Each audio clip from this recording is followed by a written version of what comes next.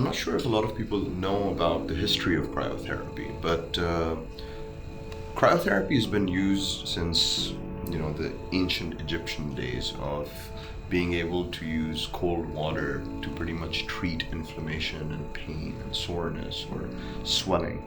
But this form of cryotherapy, in terms of going down to these temperatures, was first invented by a doctor in Japan called Dr. Yamaguchi. And Dr. Yamaguchi was pretty much trying to treat his patients who had arthritis. And instead of using an ice pack or ice in general, what he realized is that how can I reduce the amount of time that I am doing an ice therapy treatment?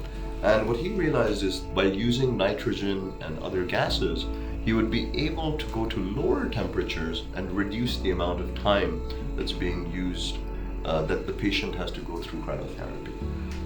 So that's a little bit about the history of how this form of cryotherapy was first invented. One of the main benefits of cryotherapy is being able to reduce pain.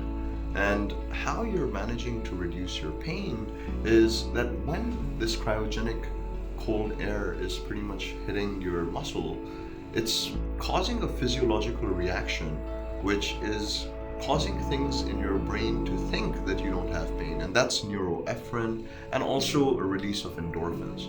And pretty much when you have this feeling of not having pain, it allows you to have more range of motion. So let's say on a day where I'm pretty sore and let's say I've slept incorrectly and I have a stiff neck, my range of motion might only be this. But when I do a cryotherapy treatment, and that numbness, which is actually neuroepinephrine and serotonin and whatnot, is allowing you to pretty much have much more range of motion. And the range of motion is actually the reason that you are allowing your body to get rehabilitated. And this is one of the main reasons that we see that athletes and people with chronic pain issues come in here to do a lot of localized cryotherapy. So at Cryo, we don't just focus on athletes, right? I mean, a majority of our clients, just like myself, are just, people who maybe train normally, they don't really have any discipline, or they're not professional athletes. And in the general public, there's so many people that suffer from pain. And pain, it could be chronic pain, it could be back pain, knee pain, you name it, we're all in pain.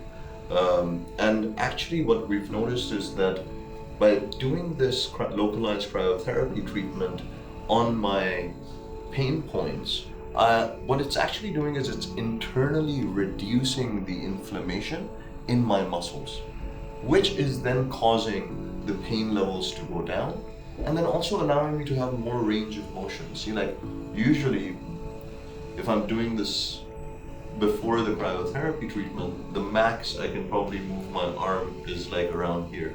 But after doing the cryotherapy treatment, I feel like I can really move my shoulder further and bear that pain. Another great benefit of cryotherapy is being able to treat people who have arthritis, osteoarthritis, rheumatoid arthritis, fibromyalgia, inflammation-related diseases pretty much.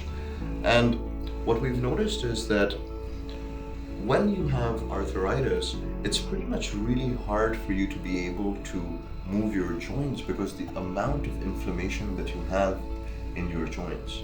And we have patients as old as 75, 80 years old that pretty much have difficulty maybe holding a pen, holding chopsticks, just doing everyday daily chores.